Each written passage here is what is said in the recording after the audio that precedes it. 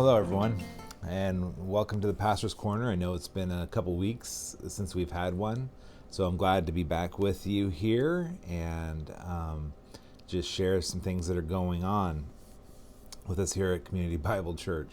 It is a busy time of year. We're getting into a busy time of year as the spring moves on and it's going to transition into summer.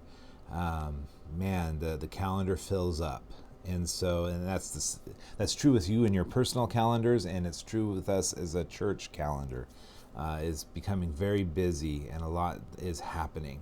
And so I just want to encourage each of you to make sure and just kind of keep tabs on the bulletin and the different things that are going on. I'm not going to go through in each individual things. That would take way too long. So I just want to encourage you to make sure and just look at your bulletins and kind of scan through the different things that are going on with that. The only other thing I want to highlight here is that Sunday, can't figure out which day it is. Sunday is going to be child dedications. And so just encourage you to come and help celebrate in that with the parents who are making that step of dedicating, publicly declaring that they will raise their children in the Lord. It's just a time. It is a time to celebrate. So I encourage you to come and be a part of that. Okay. Well, we had a question that came through to the Pastor's Corner that I think is a very good question, and it could be a very helpful one to think about and explore. And hopefully through it, you will have be encouraged and maybe challenged. But the question itself is very simple, but I think that the implications are quite profound, actually. Basically, the question is quite simply, what is my teaching on Matthew 12:36? That's it.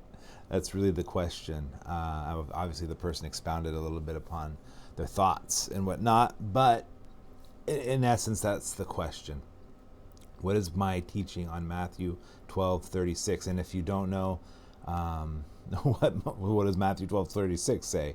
Well, it just simply says, it's Jesus talking, and he says that I tell you, on the day of judgment, people will give an account for every careless word they speak. That they will give an account for every careless word they speak. And the gist and what was behind this question, I think, is really, as a Christian, does this have relevance for Christians? In other words, do those who are in Christ, do they give an account on Judgment Day for every careless word we speak? And I know some people, because they have used this passage, be like, man, we're gonna give an account for every word, careless word we speak at Judgment Day. And so is that accurate, or where does the cross fit into this and everything else? And as I was thinking about this, and again, this is one of those things that I think we don't take time to really think through. And so I want to kind of do that a little bit. And because this actually opens up a very big subject, as I was thinking it through, I think there's really two parts to this answer. And so, which would take way more time than I want to do in a single video. So what I'm going to do is I'm going to answer the first part. I'm going to answer part one today. And then next week, I think I'll try to tackle part two of it. So there will be a part two coming next week. So to answer the first part, first of all, I think it's important to, obviously, as with any passage, when you just take one verse and what's your teaching on this verse? Well, you got to start with the bigger context. You got to understand what else was he saying? What's the context in which he said this? And for that, let's look at Matthew 12:33 through 37 to get the whole bigger picture of the teaching here. And he says, in this, he says, either make the tree good and its fruit good, or make the tree bad and its fruit bad. For the tree is known by its fruit, something we've been talking about often here at CBC. You brood of vipers. Lets us know who he's talking to. He's talking to Pharisees. Okay, you brood of vipers. How can you speak good when you are evil? For out of the abundance of the heart, the mouth speaks. The good person out of his good treasure brings forth good, and the evil person out of his evil treasure brings forth evil. I tell you, on the day of judgment, people will give an account for every careless word they speak. For by your words you will be justified, and by your words you will be condemned. Okay, so that's kind of the whole little block of a statement and teaching there. Now, again, like I said, he is speaking to Pharisees at that moment, and I think what we can kind of take from that statement he specifically says in 36 about our careless words and giving account for every careless word is the fact that I think we have to look at what he's trying to tell the Pharisees here. He's trying to make a point, and that is because, see, careless words, I mean, think about it. Just think a careless word. I mean, we all do this, right? I mean, you say a careless word, and it seems like a very minor offense. What's the big deal, right?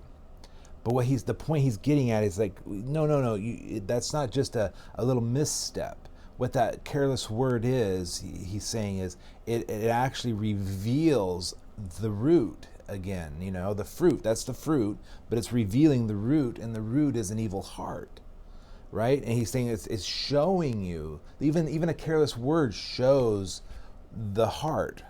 And so really, looking at that, realizing even careless words, this is part of a heart that needs to be judged.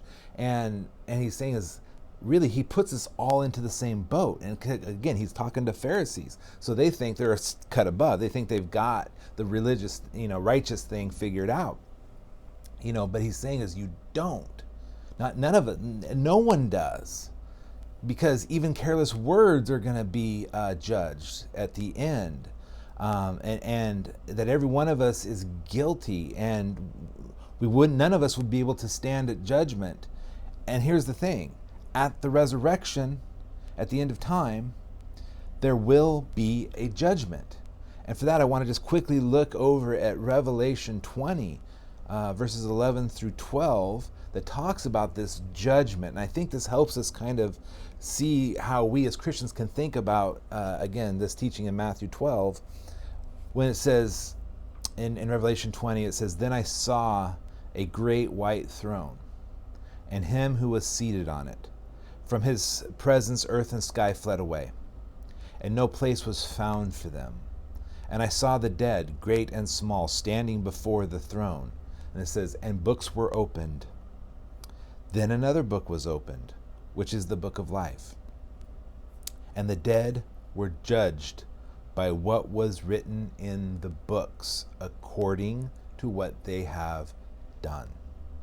Okay? So notice here, there's actually two different kinds of books.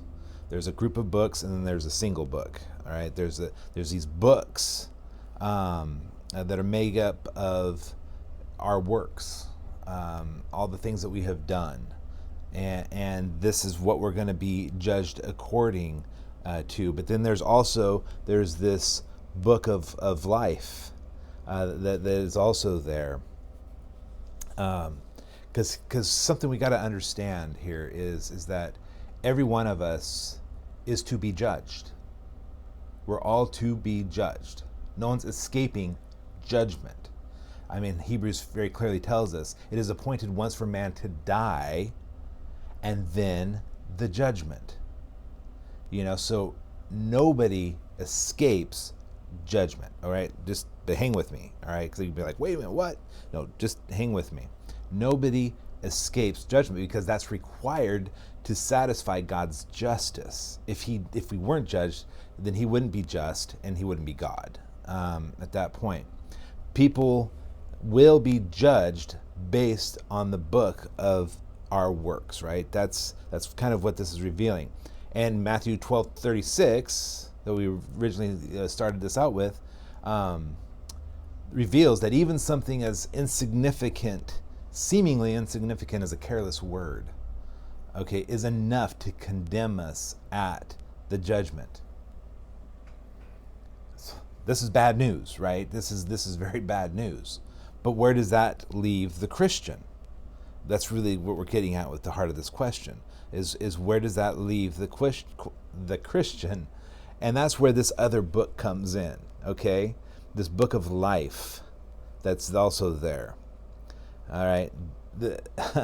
Because those whose names are in the book of life are those whose sin, all the stuff in the other books, whose sin has been covered by the blood of Christ through faith. Okay? So what does that mean? Are our careless words, as Christian, non-Christian, whoever, are they going to be judged? Absolutely. They must be. But when we are united with Jesus through faith, our books, those other books, the books of works, our books were transferred to him. And they were judged. And our punishment from that judgment was given to Jesus on the cross. He took all of our careless words and every sin in our life, every careless thought, every careless fill in the blank. He took it all the books, and paid for it all in our place. So he was judged. He was punished. That's why, you guys, we must understand this. That's why there is now no condemnation for those who are in Christ Jesus, because condemnation's already been given. It's not because we get a pass. Okay, it's not like he swept that under the rug and just, or winked at it, just like, okay, yeah, okay, I'll forgive that, in the sense that just pretend like it never happened. No. Our condemnation has already been given. There's no condemnation because it's already been given in Christ. He took it for us. In fact, God would actually be unjust to punish us. Why? Because that would mean he'd be given two punishments for the same crime. That would be injustice. But not only that, not only does the book of life mean that he took our books, but it also means that he gave us his book, his life, his righteousness. So now we stand before the Father judged on his book. He looks at us as if we had done what Christ did in life. And so we're seen according to Jesus' righteousness. Now the Father looks at us and he says what he said. He says about us what he said to Jesus when he says, "You're my beloved child. With you I am well pleased." And it's not because of what we did, it's because of what he did. So that's the first part I would say about our careless words. I mean, this is amazing. This is amazing. Are we going to be judged? Yes, but it was judged in Christ. So does that mean, okay, if I'm not going to have condemnation, does it even matter then? Did the careless words I utter, it doesn't matter, right? Well, I wouldn't go that far. That's for part 2. All right. Well, thank you for joining me for the Pastor's Corner. And as always, I enjoy kind of interacting with you on this way. And if you also have questions, or again, it could be theological, it could be relational, whatever it is, it doesn't matter. I would love to hear them and hopefully interact with those questions here on this format. I hope you find it helpful.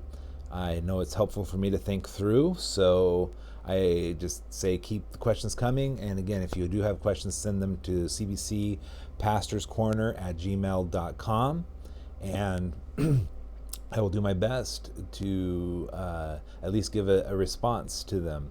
And as always, I hope you guys have a fantastic day. I love you and hope to see you Sunday for the child dedications. All right, take care. Goodbye.